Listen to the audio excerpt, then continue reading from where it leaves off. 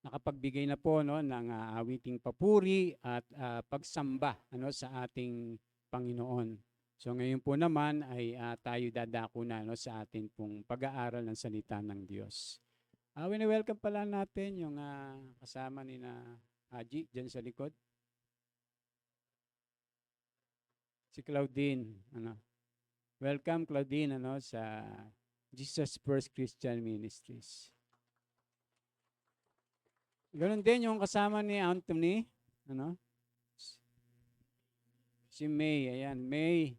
Welcome ka sa pamilya ng Panginoon ng Jesus First Christian Ministries. Purihin po ang Diyos. Welcome na welcome po kayo sa gawain po ng ating Panginoon. Po dito po sa Jesus First Christian Ministries. Kami po ay mga grupo ng mananampalataya na ang ating pong pinaniniwalaan ay tanging ang ating Panginoon Jesucristo lamang ang ating tagapagligtas. Siya'y namatay at muling nabuhay para sa ating mga kasalanan. Na kung tayo po ay magbabalik loob, dahil lahat ng tao makasalanan Kaya nga po ang mga apostol ang tinuturo nila ay magbalik loob, gaya na sinabi ni Apostol Pedro, magsisi na kayo at talikuran ng inyong mga kasalanan, magpabautismo kayo, sabi kung ganon, at tatanggapin ninyo ang kaloob ng Espiritu Santo. So, yun po yung ebanghelyo ng ating Panginoon. Kaya ang bawat isa po ay naririto ay inaasahan ng Panginoon na tayo nagbalik loob na sa Kanya. Amen? At syempre, pinapatunayan po natin yon sa pamamagitan ng atin pong pagpapabautismo sa tubig. Dahil yun po ay isang pangako sa Diyos. Pag tayo nagpapabautismo, para tayong nagpapakasal sa Panginoon. Kasi nakikipagtipan tayo sa Kanya. Kaya po yung Biblia, mayroong tinatawag na lumang tipan at bagong tipan. Ang Diyos po ay nakipagtipan kay Abraham sa Israel. Pagdating po sa bagong tipan, nakipagtipan din po ang Diyos sa pamamagitan ni Kristo doon sa mga nananampalataya sa Kanya. Kaya po tinatawag po yung Biblia na lumang tipan at saka bagong tipan, mga kapatid. Kaya po yung pananampalataya, yung pagbabalik loob sa Panginoon, ay yan, pakikipagtipan po yan. Kaya tayo nagpapabautismo sa tubig. Nakikipag-isa na tayo sa ating Panginoong Hesukristo. Yun po yung ibig sabihin niya. Yung simpleng pakahulugan lang po. Bakit tinatawag na lumang tipan at bagong tipan? Amen? Pero hindi po yan ang ating tatalakayin. Kundi, ito po, yung atin pong pag-aaralan ngayon at tatalakayin ay tungkol po dito sa pagpapala. Ayan. Siyempre, pagpapala, yan ang gustong-gusto ng marami. Mga kapatid, dahil, siyempre, sino bang ayaw ng pagpapala? Pero alam niyo po, maraming itinuturo po ang salita ng Diyos tungkol sa pagpapala. Hindi natin pwedeng sabihin na yung mga tao, halimbawa, ng mga hindi nakakakilala sa Panginoon o hindi kumikilala sa Panginoong Yesus, tapos marangya sila, mayaman sila, ay pinagpala na nga sila. Mga kapatid, kasi po maraming uri po ng pagpapala na itinuturo po ang Biblia. Merong pagpapalang nagpapalapit sa Diyos, meron namang pagpapalang nagpapalayo sa Kanya. At ang dami pong ganyan, mga kapatid, di ba? Dahil sa mga pagpapala, nalilimutan na ang Diyos. So paano naging pagpapala sa Kanya yun? Kabaliktaran, nagiging sumpa. Kaya dapat pag pinagpapala tayo, lalo tayong napapalapit sa Diyos. Pero pag tayo'y papalayo, abay, mukhang pinagpapalit mo na yung Diyos. doon sa o pinagpapalit mo na yung pagpapala doon sa nagpala. Pagka ganun, baliktad na, no? So sabi nga po rito, no, saan po ba nagmumula? Sandali. Saan po ba nagmumula yung pagpapala? At sino ang pinagpapala? Ano ba ang mga uri nito at paano ito matatanggap? Tayo po ay mag-aral upang masagot natin ang mga tanong na ito. Magsimula po tayo, no, sa pagbasa natin dito, no, sa Efeso 1:3-6. Sabay-sabay po nating basahin, mga kapatid. 1, 2, 3. Purihin ang Diyos at Ama na ating Panginoong Hesukristo. Pinagkalooban niya tayo ng lahat ng pagpapalang espiritual na nagmumula sa langit dahil sa ating pakikipag-isa kay Kristo. Bago pa likhain ng sanlibutan, ay pinili na niya tayo upang maging Kanya sa pamamagitan ng ating pakikipag-isa kay Kristo at upang tayo'y maging banal at walang kapintasan sa harapan niya.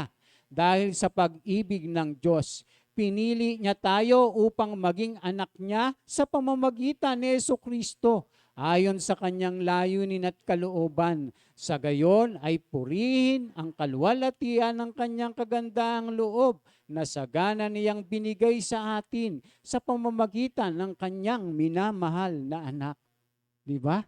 So dito pa lang makikita na natin na yung kausap po ni Apostol Pablo ay pinagpala. At ang sabi pa nga po doon, sabi diyan, pinagkalooban niya tayo ng lahat ng pagpapalang espiritual. Tapos sabi doon sa gayon ay pupurihin ang kaluwalhatian ng kanyang kagandahang loob na sagana na niyang binigay sa pamamagitan ng ng kanyang minamahal na anak. So ibig sabihin, maraming pagpapala na natanggap yung pong mga mananampalataya. Alam niyo po, ang kausap po ni Apostol Pablo dito ay dating mga kaaway ng Diyos, hiwalay sa Diyos, namumuhay lang sila sa kanilang mga sarili. Pero nung sila'y nakipag-isa na sa ating Panginoong Hesukristo, sinabi niya ng lahat na natanggap na natin yung lahat ng pagpapalang espiritual. At hindi lang po yung pagpapalang espiritual, kasi nga po ang Diyos ay nagbibigay ng sagana. So ibig sabihin, maging pagpapalang spiritual man yan, maging pagpapalang material man yan, o ano pa man pagpapala yan, ay galing lahat yan. At mula yan sa ating Panginoon. Amen? Dapat maintindihan po natin yon. Lagi nga nating naririnig dito, walang atin.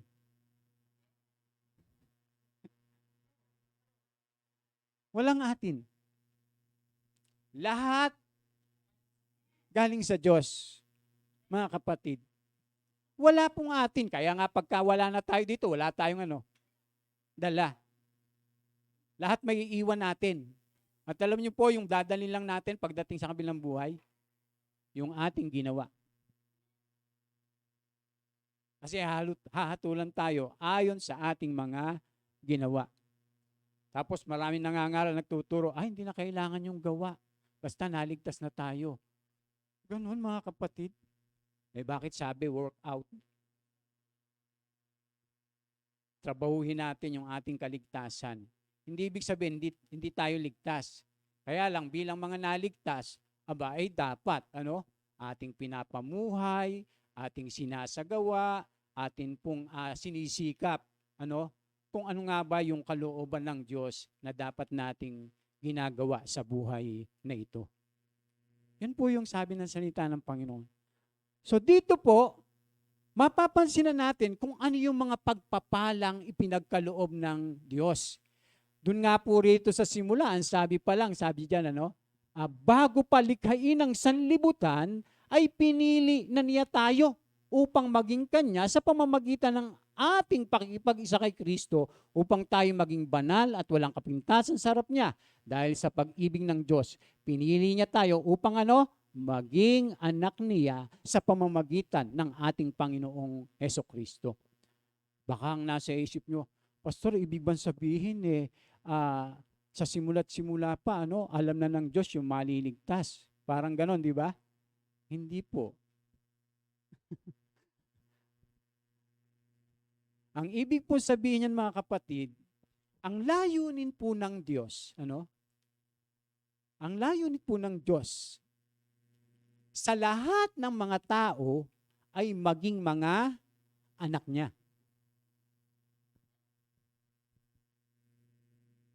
Kaya sinabi doon na pinili niya na tayo. Kasi ang plano ng Diyos, nung likhain niya ang tao, yung lahat ng tao maging mga anak niya sa pamamagitan ng ating Panginoong Hesukristo.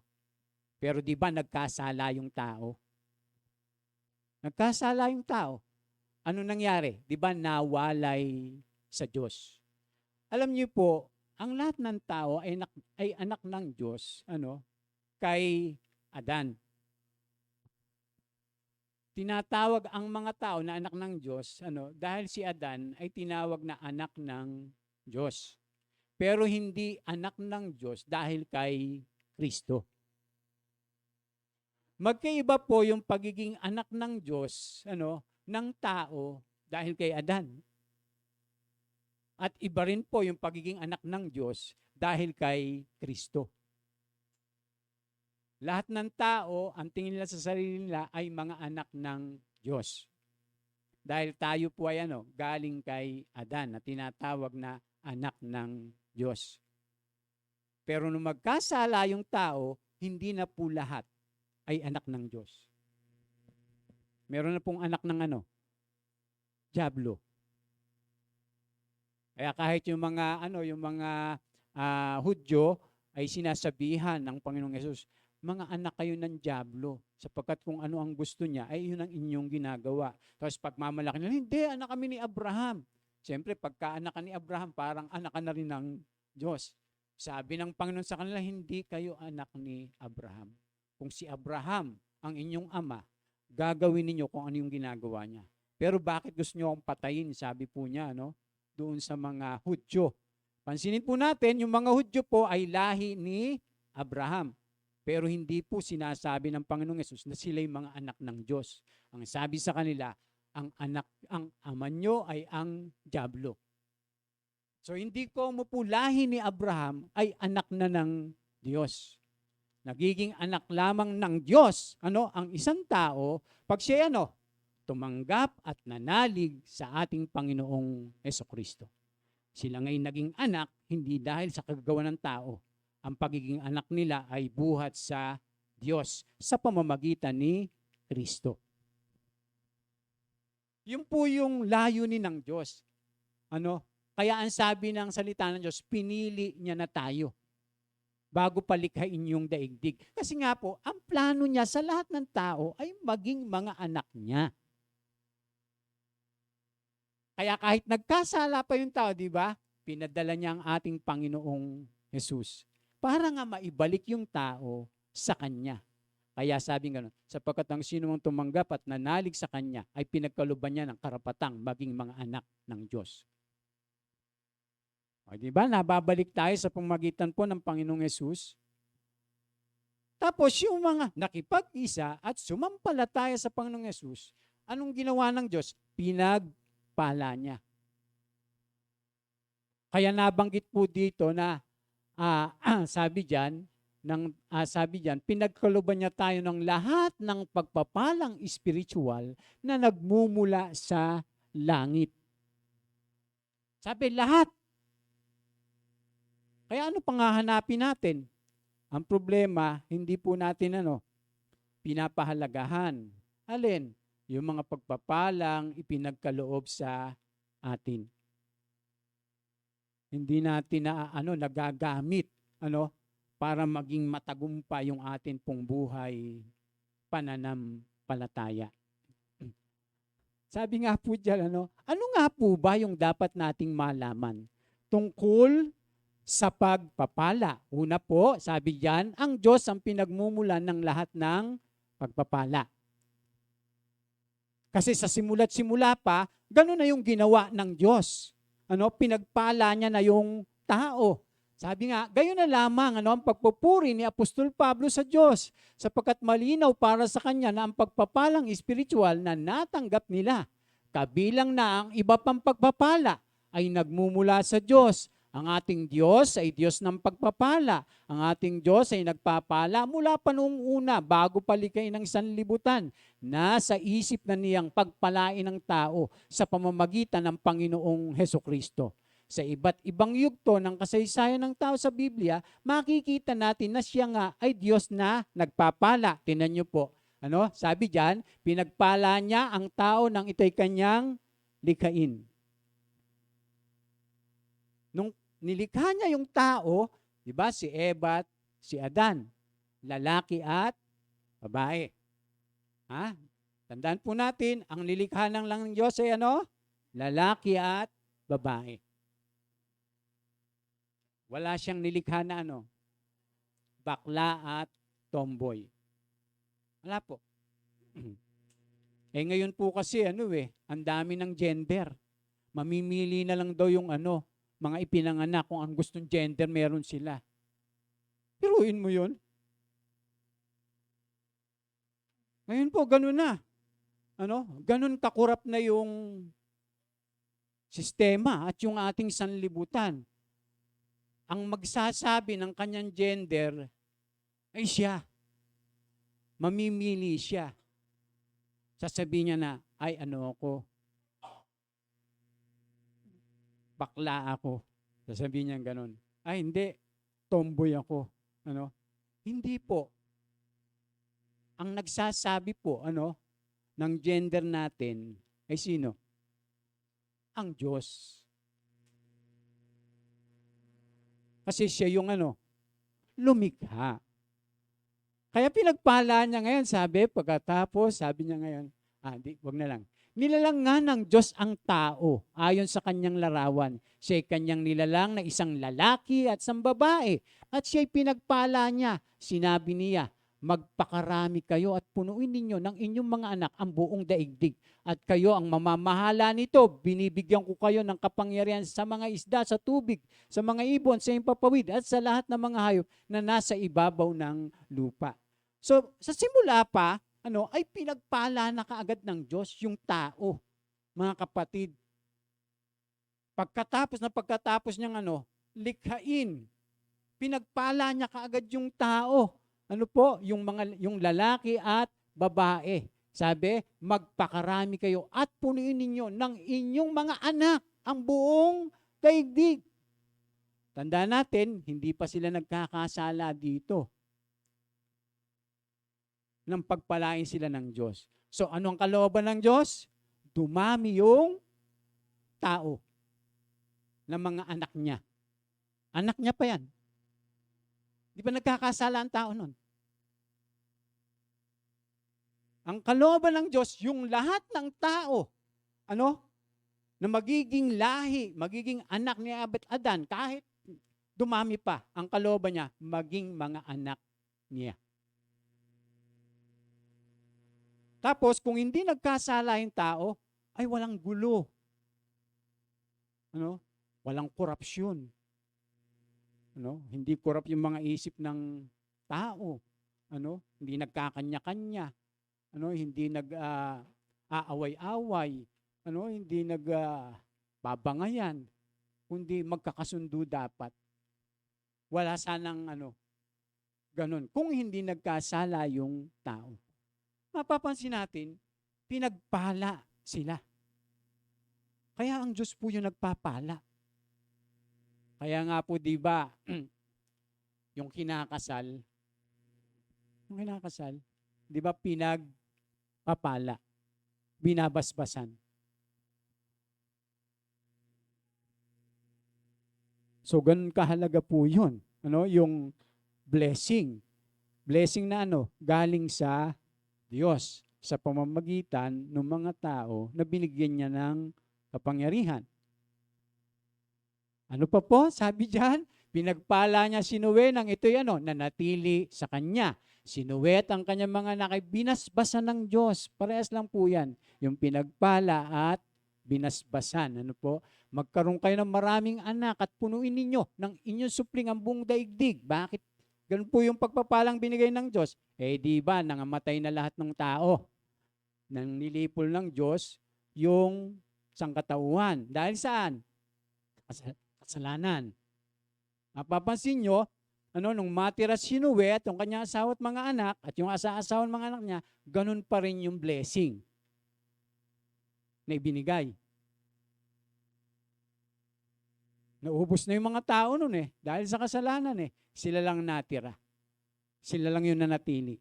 At pinagpala po sila ng Diyos. Sabi diyan, punuin ninyo ng inyong supling ang buong daigdig. Ganun uli. Kasi naubos na Kaya dito po nang galing ngayon yung lahat ng mga lahat ng mga bansa. Pag binasa natin mabuti yung Biblia. Sabi, matatakot sa inyong lahat ng hayop, pati mga ibon at ang lahat ng gumagapang sa lupa at ang mga isda. Ang lahat ng ito'y inilagay ko sa ilalim ng inyong kapangyarihan. Gaya ng mga halamang luntian na inyong kinakain, lahat ng mga ito'y maari na ninyong kainin. Huwag lamang ninyong kakainin ang karning hindi inalisan ng dugo sapagkat nasa dugo ang buhay. So dito, pinapakain niya na ang karne. Nung kay Eva at Adan, hindi pa. Hindi kasi binanggit to. Pero pagdating kay Noe, ang sabi niya, maari nyo nang kainin ang karning hindi inalisan ng dugo. So, nung panahon ni Eva at Adan, vegetarian pa sila. Dapat ganun ang pagbasa. Babasahin po natin mabuti. Kaya lang, ang sabi ng Biblia, hindi dapat kainin talaga ang dugo. Kaya sabi, dito pa lang sa Lumang Tipan, sinabi na. Kaya bawal po talaga kainin ng dugo. Kaya magtataka, Pastor, iglesia ba tayo? Hindi. Iglesia ba tayo ni yung INC, yung incomplete? Ay, hindi. Hindi. Kundi tayo mananampalataya ni Kristo. Ang atin lang ginagawa ay sinusunod natin yung itinuturo ng Biblia. Kasi nagbabasa din sila ng Biblia, nababasa nila. Sayang, Pastor, masarap pa naman yung diniguan with puto. Pero bawal po talaga. Hindi talaga. Sinabi yan sa Lumang Tipan at Bagong Tipan na hindi dapat. Ay anong dahilan, Pastor? Kasi nga, sapagkat nasa dugo ang buhay. Ano ibig sabihin nun? Kailangang igalang natin. Kaya napapansin nyo, sabi ng Diyos, huwag kang papatay. Bakit? Pinadadanak mo yung dugo ng tao. Hindi mo nire-respeto at ginagalang yung buhay na yun na binigay ng Diyos. Simple lang po siya paliwanag. Kaya dapat hindi talaga kinakain yung dugo. So pinagpala ng Diyos, si Noe? Pinagpala niya si Abraham nang ito'y tumugon. Talagang ang Diyos ay nagpapala. Pero tandaan natin, merong kondisyon yung pagpapala ng Diyos. Meron pong kondisyon. Kasi si Noe nanatili sa Diyos. Si Abraham tumugon sa Diyos. Kung ano yung sinabi ng Diyos sa kanya, ay yun yung kanyang mga ginawa. Kaya sabi diyan, sinabi ni Yahweh kay Abraham, lisanin mo ang iyong bayan, ang tahanan ng iyong ama at mga kamag-anak at pumunta ka sa bayang ituturo ko sa iyo. Pararamihin ko ang iyong mga anak at apo at gagawin ko silang isang malaking bansa. Pagpapalain kita at gagawin kong dakila ang iyong pangalan at ikaw ay magiging pagpapala sa marami. Bakit? Bakit siya magiging pagpapala sa marami? At sa iyo'y magpapala ay aking pagpapalain at sa iyo'y sumumpa ay aking susumpain. Sa pamamagitan mo, lahat ng bansa sa daigdig ay aking pagpapalain. Alam niyo po bakit sinabing ganon? dahil manggagaling kay Abraham, ano po, yung tagapagligtas. Kaya yung lahat ng taong mananampalataya sa ating Panginoong Yesus, ano po, kahit saang ano pa yan, bansa, ano po, ay makakamtan yung mga pangako ng Diyos. Amen? Kaya sabi po ng Panginoon kay Abraham na sa pamamagitan mo, lahat ng mga bansa sa daigdig ay aking pagpapalain. Yun yung blessing na kapag, alam niyo po yung tunay na pagpapala, mga kapatid, hindi lamang po yung mga material na bagay. Ang tunay na pagpapala ay ang Panginoong Hesukristo. Kahit lahat meron ka ng mga bagay sa mundo, pag wala naman ang ating Panginoon sa buhay, walang kabulon lahat. Ay mas mabuti na yung meron tayong relasyon sa ating Panginoong Yesus. Yung tayo ay kaisa. Ng ating Panginoong Yesus. Yung tayo po ay nagpapatuloy sa ating pananampalataya. Di baling yung buhay natin ay simple lang. Tulad ngayon, magpapasko. Mga kapatid, yung iba iniisip, Pastor, papasko na naman, mukha yatang dry na dry kami ngayon. Diba? Diba nasa isip na marami yung Pasko tungkol saan? Sa pagkain, sa damit, diba? Sa pera, yung mga ganon, na pag wala nun, walang Pasko. Mga kapatid. Di baling wala ka ng mga yon, basta't meron kang Kristo. Amen? Yun ang tunay na pagpapala. Sabi nga ng Panginoon, anong makakamtan ng tao? Makamit naman yung buong daigdig kung mapapahamak naman yung kanyang kaluluwa. Mababayaran niya ba yung kanyang buhay? Hindi. Kaya ang pinakamahalaga, yung ating sa Panginoon. Relasyon. Yes. Nakakaranas tayong ganito, ganyan. Dami natin mga pinagdadaanan sa buhay. Pero alam niyo po, yung tunay na matagumpay sa buhay, yung nananatili kang nananampalataya kahit sa kabila ng lahat ng mga hamon sa ating buhay. Yun yung tunay na matagumpay, mga kapatid. Kaya sabi nga, sino makapaghiwalay sa atin sa pag-ibig ng Diyos? Paghihirap ba, kapigatian ba, pag-uusig ba, kagutuman ba, kahubaran ba? Sabi ni Pablo, hindi ang lahat ng ito'y kayang-kaya nating mapagtagumpayan sa pamamagitan niya na nagmamahal sa atin. Yan po yung tunay na tagumpay. Hindi yung meron kang 10 milyon sa bangko, mga kotse, mga bahay na magaganda. Naku, si yun ngang mayaman, yung pulubi. Sa Biblia, mga kapatid, lagi natin pong tandaan yung mga aral at turo doon. Yung mayaman, sagana sa lahat. Yung pulubi, wala lahat. Nung mamatay sila, nagbaliktad. Yung mayaman, naging pulubi. Yung pulubi, naging mayaman. Di ba? At nakikita natin yung wisdom po, doon sa mga salita ng Diyos. Kaya dapat matutunan natin yung masiyahan lang kung ano yung anong meron tayo.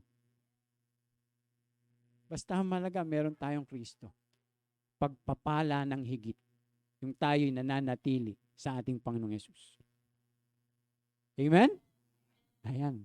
Siya nga malakas na palakpak para sa Panginoon. Ano pa po, sabi dyan, pinagpala niya ang mga nakipag-isa kay Kristo. Kaya sabi dyan, pinagkalooban niya tayo. Kaya ang kausap po ni Apostol Pablo dito, malinaw, mga nakipag-isa, mga mananampalataya, mga tumanggap kay Kristo, mga nagbalik loob sa ating Panginoong Yesus.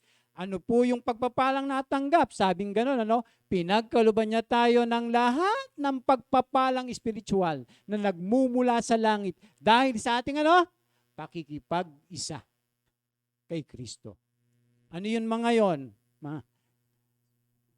Sabi diyan, ano, hindi sa palaran ang ginagawa ng Diyos na pagpapala.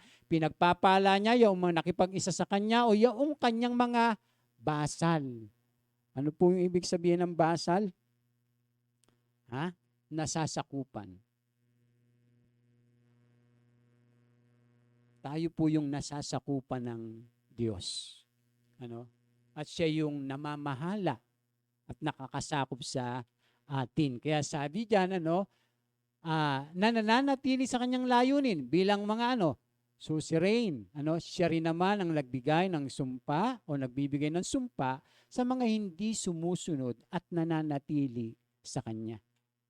Kaya po yung wala kay Kristo, alam nyo, nasa ilalim ng, ay malino po yan mga kapatid. Pag tayo na kay Kristo, ano, pinalaya na tayo sa sumpa ng kasalanan. Pag tayo sumusunod na kay Kristo, ano, pinalaya na tayo. Pero pag yung tao ay wala kay Kristo, nasa ilalim po ng sumpa. Kahit sabihin pang napakayaman niya. Parang yung lalaking mayaman lang na napunta dun sa Hades. Mga kapatid. Kaya hindi ibig sabihin, pagka mayaman yung tao, pinapaboran siya ng Diyos. Hindi rin ibig sabihin, pag naghihirap ka, wala sa iyong pabor ng Diyos. Wala po yun doon sa material na bagay. Kundi doon sa sinasabi ng Panginoon. Kaya sabi, mapalad yung may malinis na puso. Hindi naman sinabing, mapalad yung mga mayayaman. Ang sabi lang, mapalad yung may mga malilinis na puso. Bakit? Makikita nila ang kaharian ng Diyos. Mapalad yung mga mapagpakumbaba. Di ba? Alam niyo po sa ibang salin, pinagpala. Sa English, blessed. Amen? Siguro baka hindi nyo napapansin yung mga ganon, pag nagbabasa tayo ng Biblia. Ano? Kaya kahit wala, halimbawa ako, talagang ipagmamalaki, pinagpala ako ng Diyos. Bakit? Sinabi niya eh. Sinabi niya eh. At sinabi ni Apostol Pablo na tinanggap natin yung mga pagpapalang spiritual. Ang sabi dyan, tinan niyo po yung mga pagpapala at sumpa. Sabi sa Deuteronomio, kung susundin lamang ninyo si Yahweh na inyong Diyos at tutuparin ang kanyang mga utos, gagawin niya kayong pinakadakila sa lahat ng mga bansa sa balat ng lupa. Alam niyo, yung mga Hudyo o yung Israel, nung sila po'y pinalaya na sa pagkakaalipin, ito yung tipan ng Diyos sa kanila.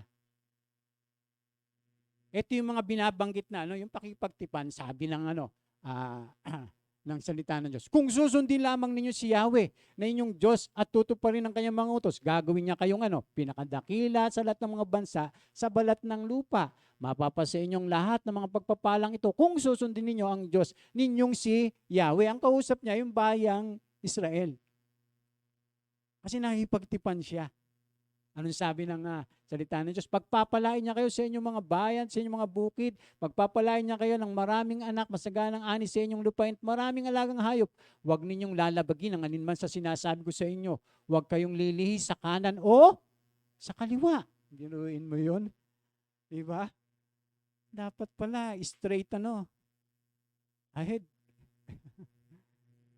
Hindi sumisegue. O kaya ang tawag doon sa traffic, yung swerving.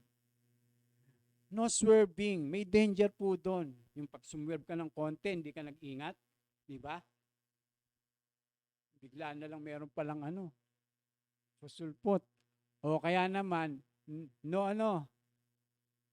ano yun, yung no overtaking. Di ba? Kasi yung ano po, yung salita ng Diyos, ano yun eh, para mga traffic rules siya.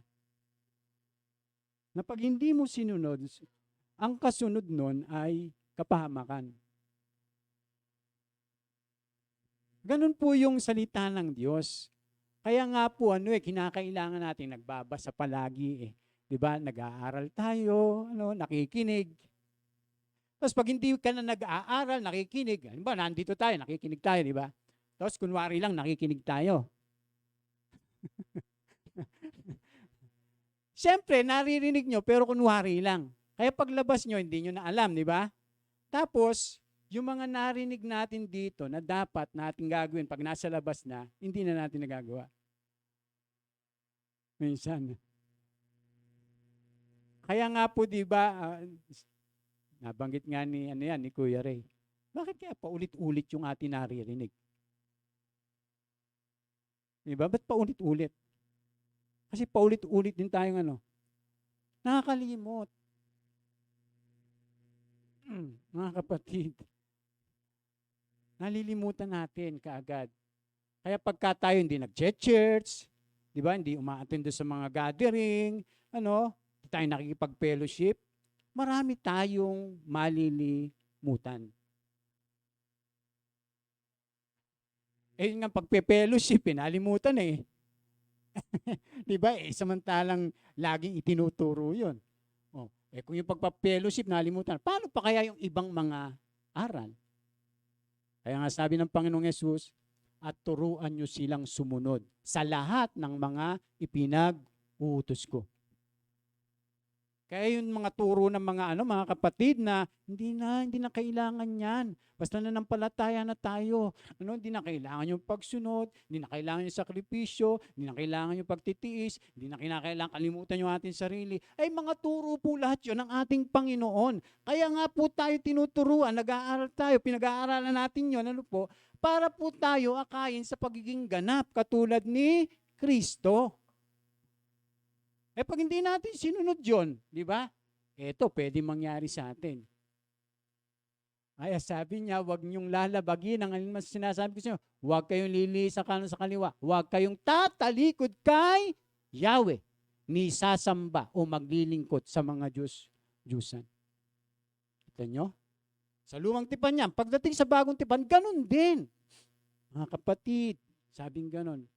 Mag-ingat kayo na maging ang masama ang sino man sa inyo at talikuran ang kanyang pananampalataya. Yun yung mga sinasabi naman ng mga sumulat, halimbawa sa aklat ng Hebreo. Meron sa lumang tipan, nababala, sa Israel pa to, di ba? Pagdating sa Christian,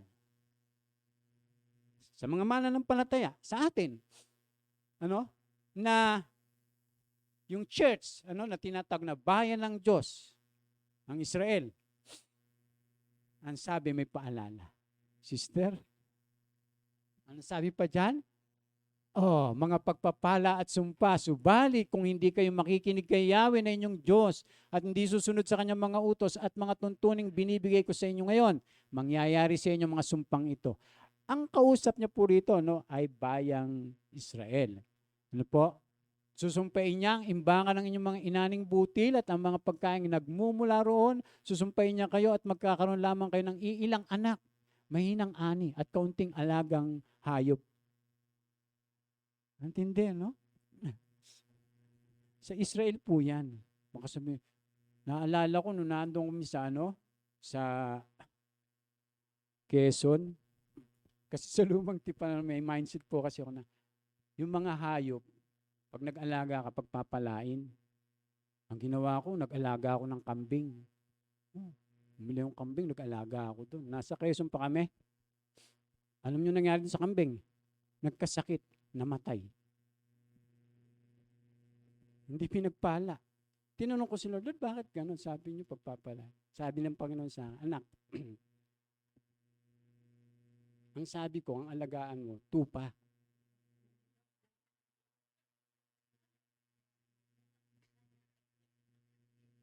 Hindi, totoo po ito mga kapatid. Kala nyo, nagjo-joke lang ako. Nag-alaga po ang kambing talaga. Namatay. Tapos nang nagbubulay-bulay na ako, saan ba ganun kaya?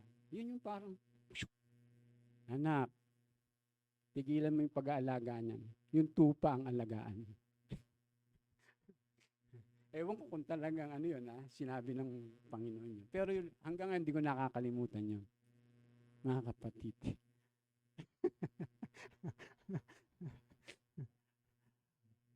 Susunod, ano? So, bagaman nararanasan din naman ng mga nasa labas ng tipan ang pagpapala o biyaya ng Diyos. Ano po? Hindi ibig sabihin na sila ay kinakatigan ng Diyos. Anumang kasaganahan na hindi naman nagdadala sa tao pabalik sa Diyos ay nagiging sumpa sa kanila. Kaya halimbawa, nagtatrabaho kayo. Ano? Nag-pray kayo kay Lord. Lord, bigyan mo naman ako ng trabaho. O kaya, Pastor, pag-pray nyo naman kami. Pag-pray nyo ako, Pastor, namama na ako sa trabaho ko. Matanggap na ako. Ano? Nung di nagtatrabaho, simba ng simba. Nung natanggap sa trabaho, hindi na nagsisimba. Diba? Ano kaya yun? Pagka ganun. Nagkamali pa kaming manalangin, ano? Napagkalubang kayo ng trabaho. Pagka ganun. Eh di yung gagawin namin, papanalangin namin, mawalan kayo ng trabaho para magsimba uli kayo. No, parang ganun yun. Mga kapatid, totoo po. Alam nyo, kung totoo talaga tayo mga kapatid, na kay Kristo, kahit tayo'y nagtatrabaho na, ano po, dapat naghahanap tayo ng paraan para tayo po makapagpasalamat sa Diyos sa lahat ng kanyang ipinagkakaloob. Tandaan natin na lahat ng meron tayo ay pagpapala ng Diyos yan. Pero kapag ang mga iyan ang nagiging dahilan ng paglayo mo sa Diyos, abay ginagamit na yan ng ano? Sino na gumagamit? Yung dyablo.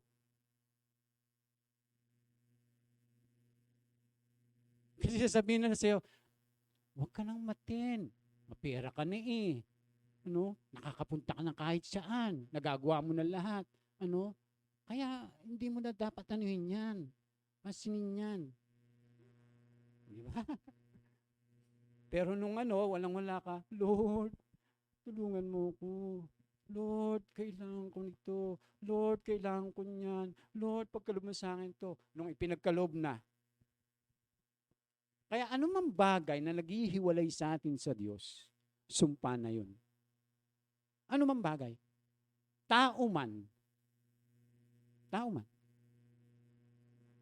Kapag kayong taong yun na naging dahilan para mahiwalay tayo sa Panginoon, ay, sumpa yun. Pero kapag yung taong yun na naging dahilan na mapalapit tayo sa Diyos, blessing yun. Sige, kayo matol. Tama, hindi? Bagay, pera, anumang bagay na naglalayo sa atin sa Diyos, sumpa yun. Pero anumang bagay na naglalapit sa atin sa Panginoon, blessing yun. Lagi po natin tandaan. Kaya hindi ibig sabihin, pagka ikaw pinagpapala, ba'y kinakatigan ka ng Diyos. Tandaan natin na ang Diyos, maawain yan. Ang Diyos, ano yan nagbibigay ng tinatawag na common grace. Parang si Sister Grace lang, halimbawa, common grace. Ano ba yung mga common grace? Tingnan nyo. Pinaaaraw niya, Pinatisikat niya yung araw, maging sa mabuti at masama. Pinapapatak niya yung ulan sa mga matuwid at makasalanan. Di ba common grace yun? Halimbawa, matuwid ka, Siyempre, sumusunod ka sa Panginoon.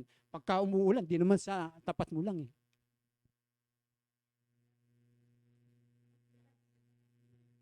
Diba? So, lahat ng tao, pinagkakaloban ng Diyos, nung tinatawag na common grace. Pero, kahit na tayo nananampalataya, kumikilala sa Panginoon, mag-iingat tayo doon sa mga pagpapala na natatanggap natin. Minsan marami po, pagka yung pinagpala, yung mayabang. Mayabang. Nakapagsuot lang na medyo, Diba? Tapos pag naka-iPhone oo, talaga naman pag lalakad, nakaganto pa eh. O kaya naman, bibili nung sabit talaga. Sasabit ko. Diba? Kaya ako yung cellphone ko, eto lang ordinary. Ha? Opo. Alam niyo po ba na 70% dun sa cellphone yung mga magaganda ang hindi nyo nagagamit. Tapos etong pangit, parehas lang nung gamit. Pag maganda bahay mo, ang laki. 70% nun, di magagamit. 30% lang magagamit mo. Kaya tinuturuan tayo na maging kontento eh. Pag nagtayo ka ng bahay, yung simple lang. Huwag kang hangad ng ganito eh. Dahil pag namatay ka, yung papakinabangan. Maging simple lang po tayo mga kapatid. Kung anong binibigay ng Diyos, magpasalamat tayo. Amen? Malayo pa tayo mga kapatid. Ano pa po? Kapag hindi tama ang pagkakilala sa Diyos, tinan nyo ha? Sabay-sabay. 1, 2, 3. Di ka dapat mabagabag, ang tao man ay yumaman. Lumago man ng lumago, yung kanyang kabuhayan. Hindi ito madadala kapag siya'y namatay. Ang yaman ay hindi niya madadala sa libingan. At kahit masiyan ng tao sa kanyang buhay, dahilan sa sinusuob ng papurit, nagtagumpay. Katulad ng ninuno niya, siya rin ay mamamatay. Masatsadlak pa rin siya sa dilim na walang hanggan. Ang tao mang dumakila ay isang hantungan. Katulad ng mga hayop, tiyak siyang mamamatay. Makakalimutan tayong lahat, mga kapatid. Para lang hindi tayo makalimutan, kailangan ilagay tayo saan? Sa libro. At saka dun sa diba? Sa Posporo Rizal. Posporo Rizal,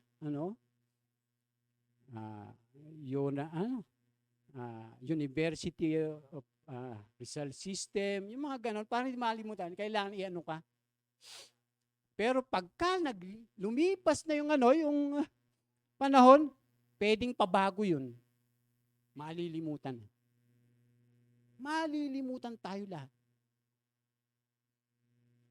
Di bali nang malimutan tayo lahat. Huwag lang ang Diyos makalimut sa atin pagdating doon. At sasabihin niya, hindi kita nakikilala. Kaya di baling hindi tayo sikat dito. Hindi kinakailangan natin makilala, ganon. Maging rich, famous. Maraming ganon gusto makilala Tapos pagdating sa langit, nung tawagin yung pangalan, walang pumapalakpak. Pero ikaw, nung simple ka lang, nung tinawag yung pangalan, Rizal Oliveros, yay! Palakpakan yung mga anghel, tuwan-tuwa, di ba? Nung tinawag yung mga politiko, walang pumapalakpak. Pero kilala dito. Ba't napunta tayo? Hindi. Alam nyo, napakahalaga po, nakilala tayo ng Panginoon. Kahit hindi tayo kilala rin. Kaya wag tayo yung parang marami mga gusto, ang bisyo nila, makilala sila, meron silang mga pangalan na iniingatan, di ba yung mga ganon? Mga kapatid, ito lang po ang mangyayari. Ay, hindi tayo mainggit sa mga yumayaman. Pag inggitero ka, pagka yung kapitbahay mo na, kaharap mo, nakakita ka lang na, uy, may bago na naman sila. Sisipain mo yung asawa, uy, may bago na naman sila. Baka pwede bumili tayo ng sa kanila, 60 inches. Sa atin, 120 inches, bili tayo. Ganun. Ay mga kapatid, wag po tayong gano'n. Maging simple lang po tayo sa buhay. Alam niyo po, pagka ako'y nagbabasa ng Biblia, nag-aaral ako, lalo kong naiisip na talaga palang hindi natin kailangan yung ganito, ganire, ganyan. Kasi sa isang iglap, wala lahat. Encourage ko po kayo mga kapatid. Kaya pag tayo pinagpapala, maging ano lang tayo. Yung ano lang. Normal lang. Hindi, yung iba pag pinagpala, abnormal na eh. Nagiging abnormal eh. Dapat hindi po ganun. Dapat low-key lang lagi. Amen? Simple lang, oo. Kasi nakakapag ano yun eh, tawag dyan. Yun, nakakapagpabago sa atin ang ugali. Ano pa po? Sabi dyan, ang haba kasi. Para sa atin, na mga nakipag-isa sa Diyos, kilalanin natin na ang lahat ng pagpapalay mula sa Diyos. Ang marapat na tungon dito ay papuri, pagluwalhati sa Kanya. Naluwalhati natin siya kapag kinikilala at sinasamba natin siya bilang Diyos na nakakasakop sa atin at Diyos na nagkakalob ng lahat ng pagpapala. Pangalawa, mga kapatid, ano nga po ba yan dapat nating malaman? Ano po? Tungkol sa mga pagpapala. May iba't ibang uri ng pagpapala. Sabi nga po dyan, ang pagpapala ay hindi lamang material katulad ng pangkaraniwang naisip ng marami. Iba-iba ang uri ng pagpapala na pinagkakalob ng Diyos sa kanyang mga anak. Bawat pagpapala ay may tiyak na layunin sa ating buhay. Ano sabi dyan? Yung pagpapalang spiritual. Layunin ng Diyos na tayo maibalik sa Kanya ayon sa Kanyang original na plano at maging banal at walang kapintasan sa harap Niya. Pinagkalob Niya ang lahat ng spiritual na pagpapala upang maisakatuparan ang plano na ito. Ano po yan? Sabi dyan, na binasa natin, ano po? Sabi dyan, binigyan niya tayo, pinagkaloban niya tayo ng lahat ng pagpapalang spiritual na nanggagaling sa langit. Ano sabi po dyan? Ano po yung pagpapalang spiritual na yan? Ano ang may tuturing na pagpapalang spiritual? Nakalaan lamang para sa mga kusang loob na nakapag-isa sa Panginoong Yesus. Sabi dyan, una, katubusan at kapatawaran sa ating mga kasalanan sa pamamagitan ng dugo ni Kristo. Pangalawa, maging mga anak ng Diyos sa pamamagitan ng Panginoong Yesus. Mga pagpapalang spiritual po yan. Ano po? Matanggap ang banal na espiritu bilang tatak ng pagkahirang. Matanggap ang tanging kaloob para sa bawat isa, mapabilang sa mga tatanggap ng masaganang pagpapalang nakalaan para sa mga hinirang. So meron pa pala, no? Hindi lang po yung natanggap natin ng pagpapalang spiritual ngayon, kundi yung pagpapalang nakalaan para sa atin. Ano po? Sa hinaharap. Ano pa po? Pagpapalang material. Ito po yung mga material na bagay na pinagkakalob sa atin ng Diyos para dito sa buhay na ito. Layunin ng Diyos na may magamit tayo, hindi lamang para sa sarili, kundi upang maibahagi sa ating mga kapwa na higit na nangangailangan. Habang tayo pinasasagana sa material na bagay, mas lalo dapat tayong maging spiritual. Yung iba nagiging carnal eh. Pag pinagpala na, imbis na mapalapit sa Diyos, maging spiritual. Yung iba nagiging karnal. Ginagamit yung pagpapalang material, ano po? At dahil po doon, nagiging karnal sila. Imbis na gamitin yung pagpapalang material para maging spiritual sila.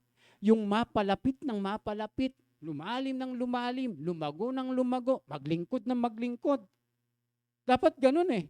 Ay hindi, yung iba, hindi niya namamalayan, nagagamit na pala ng masama yung mga pagpapalang material na kanyang tinatanggap. Ano pa po? Sabi diyan, kaya huwag kayong mag-alala na baka kayo kapusin sa pagkain, inumin, damit. Hindi ba't ang mga hindi lang nababahala tungkol sa mga bagay na ito? Alam ng inyong Ama na sa langit na kailangan ninyo ang lahat ng ito. Yung mga basic needs. Sabi mo ganun, ngunit, higit sa lahat, ay bigyang halaga ninyo, ang alin? Ang kaharian ng Diyos. Sabi po ganun. At mamuhay ng ayon sa kanyang kalooban. At ibibigay niya ang lahat ng mga bagay na ito. Pababayaan ba tayo ng Diyos? Hindi. Basta anong gagawin lang natin? Unahin ang kanyang kaharian, mamuhay tayo sa kanyang kalooban.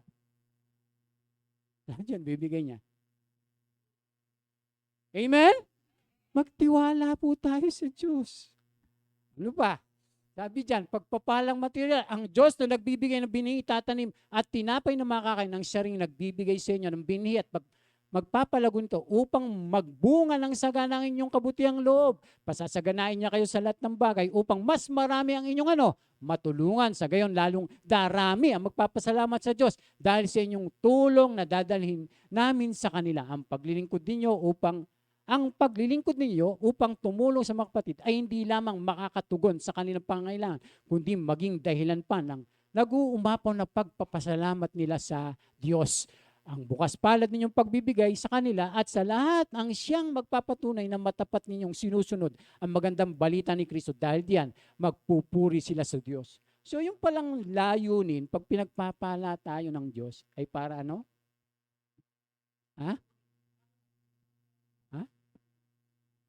Anong layunin pag tayo pinagpapala ng Diyos? Para maging pagpapala din tayo. Kaya nga tayo pinagpapala eh. Pagpapalain natin yung church, pagpapalain natin yung gawain, pagpapalain natin yung ating kapwa, para makatulong din tayo mga kapatid. Kaya nga po binibigay ng Diyos sa atin yan eh. Minsan nga nasusubukan tayo pag pinagpala kung talagang sumusunod tayo sa Kanya eh. Mga kapatid, kaya tayo pinagpapala para magpala din tayo. Para tumulong din tayo, para magbigay din tayo. Ano naman ang ibibigay natin kung hindi tayo pinagpapala? Mga kapatid, kaya lang yung iba, pag pinagpala, nagiging sakim. Parang ipit na ipit yung yung kanilang bulsa. Parang si Pacquiao laging para si Bruce Lee. Lagi nakagano, no? Hindi yung... Mga kapatid, kaya tayo pinagpapala para magpala din. Bakit ba sasabihin ng ating Diyos yung ibigin mo yung kapwa gaya ng pag-ibig mo sa sarili? Siyempre, wala ka naman may tutulong kung wala ka, di ba? Kaya ka binibigyan ng Panginoon para magbigay ka, para sumuporta ka, para tumulong ka, mga kapatid. Nung nagpe-pray ka sa Lord, sasabihin mo, Lord, bigyan mo ang trabaho kasi pag nagkatrabaho ko, ibibigay ko yung para sa iyo. Di ba? Yung ganito, ganyan. Tapos magkatrabaho na, manghihinayang na. Di ba? Tanda natin mga kapatid, pag tayo po ay nagbibigay, anong ginagawa natin? Nag-i-invest tayo. Saan? Kayamanan sa langit. Paano nangyari yun, Pastor? Kasi nakakapagpalaganap tayo.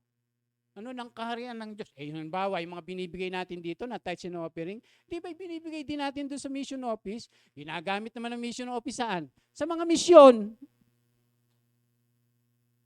Para maintindihan niyo po.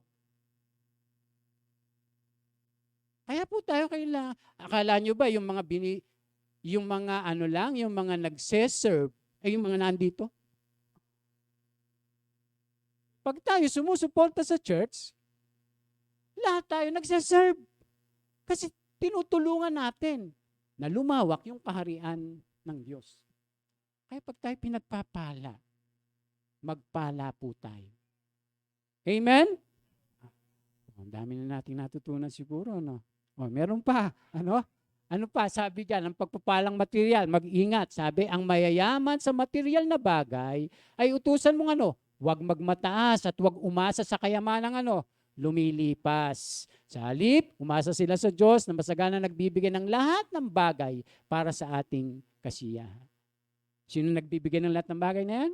Ang Diyos sa ating ikasisiya. Ano pa po yung sabi? Utusan mo silang gumawa na mabuti at magpakayaman sa mabubuting gawa. Saan daw magpapakayaman? O, kita nyo? Hindi lamang po sa mga material na bagay. Kaya pagka halimbawa, yung tao napakayaman dito, pagdating sa kabilang buhay, pulubi. Baka katulad dun po sa mayaman.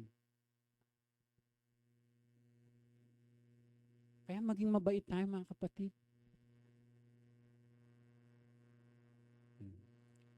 Magbabait na po ba tayo? Maging mabuti tayo sa ating kapwa, sa church, di ba? Sa bawat isa. Kasi yun yung kailangan nating impukin. Amen? Naku, sabi diyan, maging bukas palad at matulungin sa kapwa. Sa gayon, makakapag-impok sila para sa mabuting pundasyon sa hinaharap at makamta nila ang tunay na buhay. O, ano yung tunay na buhay? Hindi dito. Hindi dito ang tunay na buhay.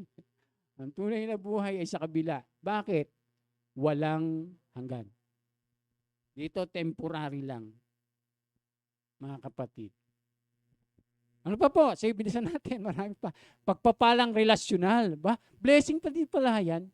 Yung relationship, tinan nyo, may tuturing din pagpapala ang mabuting asawa. Gayon din ang mga anak. Oo nga naman, Pagka mabuti yung asawa mo, ay napakalaking pagpapala. Kaya sabi diyan, ang mabuting may bahay ay isang kayamanan. Siya'y pagpapala na si Yahweh lang ang may bigay. Kaya may sabi po pala na ganito, may sinabi rin, namamana sa magulang ang bahay at kayamanan. Ngunit ang mabuting may bahay ay si Yahweh ang nagbigay. Kaya malaking blessing po doon sa mga lalaki at babae na yung asa-asawa nila ay mga mabait. Meron kasing Kristiyano pero hindi daw mabait. Diba? Laking pagpapala nun. Di ba, Brad? Mabait ba si sister?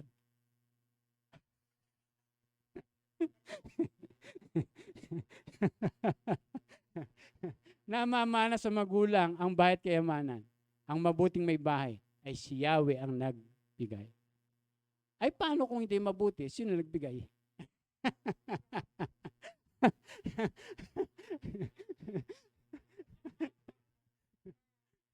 Hindi, pagka ina-analyze mo yung mga salita, di ba? Kaya napakapalad po yung mga babae na may asawang lalaki na mabait. At mapalad din yung mga lalaki na may asawang babae na mabait. Kasi pagka yung babae pasaway at yung lalaki pasaway, naku, parang cancer sa buto, sabi ng Biblia. Opo. Kaya kayong mga youth, mag-pray kayo ng mga matitino. Yung mga mababait. Hindi yung, hindi pastor, gwapo po kasi ito Tall, dark, and handsome. Wag po doon. Ang sabi lang ng Biblia, alam niyo po, mananampalataya. Pag sinabing mananampalataya, sumusunod sa Panginoon. Dapat sumusunod sa Panginoon. Kasi pagka nag-asawa na kayo, mga kapatid, nagpakasal na kayo, tapos eto na yung nangyari, ganyan. Ano mangyayari ngayon? Kasi, pastor, diba? Yung basta lang makakita ka ng pogi, guwapo, naku, mga kapatid, mag-isip-isip kayo. Ang linaw naman, na pagka kayo nakapag-asawa ng mabait, di ba na mabait, na matino, maayos, di ba? Sumusunod sa Panginoon, higit sa lahat. Meron ka ng kayamanan. Meron ka ng kayamanan. Mayaman ka na. Kasi ang daming mayayaman, yung pera. Walay. Ang gulo ng buhay. Huwag natin pahabain. Ano? Umaba pa tayo. Hindi, ni-explain ko lang para mas maintindihan natin. May iba kasi nakapokus lang sa gwapo. Maganda. Pero yung mangyayari, hindi nila na ano. Kaya kahit simple lang yung buhay, basta maayos yung buhay. Sumusunod sa Panginoon. Hindi nga sikat nga, gwapo nga, maganda nga. Tapos ang gulo naman ninyo. Diba? Practical lang yung mga sinasabi ng mga kapatid. Pero sinasabi ng salita ng Diyos yun. Ano pa? Sabi dyan, pagpapalang relasyonal. Yung mga anak, may tuturing ding pagpapala, mabuting asawa. Gayon din ang mga anak. Kaloob nga ni Yahweh yung ating mga anak, ang ganito mga supling, pagpapalang merong galak. Ang lalaking mga anak sa panahon ng kabataan, ang katulad ay palaso sa kamay ng isang kawal. Mapalad ang isang taong mapalasong tulad niyan, hindi siya malulupig at malalayo sa kahihiyan. Minsan, puro kahihiyan ng Mayroong mga anak, di ba? Puro kahihiyan ang dinadala sa pamilya. O kayo bang mga kabataan, mga pagpapala ba talaga kayo sa mga magulang nyo? Dapat katulad kayo ng palaso. Ano sabing ganon? Yung palaso, alam po ibig sabihin nun. Kasi yung kawal, di ba, pag may palaso siya, pag pinatak niya, pwede niyang dalhin sa kunyang gusto, papuntahin yung yung palaso. Ganun po yung mga anak dapat. Na kapag halimbawa, eto gusto ko sa iyo anak, dito ka.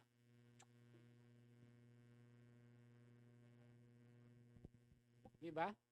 Di laking pagpapala ninyo. Pero kung halimbawa, binabata kayong ganun, pinipigil nyo naman. Oh. Baka kung saan mapunta. Kaya malaking blessing po yung mga anak na sumusunod sa mga magulang. Lalong higit, sumusunod sa ating Panginoon. Amen? Palakpakan naman natin si Lord. Ang dami natin natutunan. Ano pa po?